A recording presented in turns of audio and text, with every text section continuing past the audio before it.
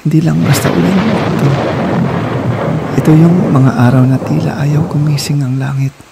Tahimik ang paligid pero sa loob, maingay ang isip. Sa bawat patak may kwento. Kwento ng pagod, ng dasal ng tahimik na paglaban. Pero kahit gaano katagal umulan, alam kong darating din ang araw. Ulan na naman. Parang problema.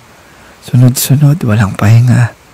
Tahimik ang kalsada pero sa loob ko ang ingay. Di lang ito patak sa bubong. Parang hinanakit na ayaw tumigil. Pero sige lang, ulan ka lang.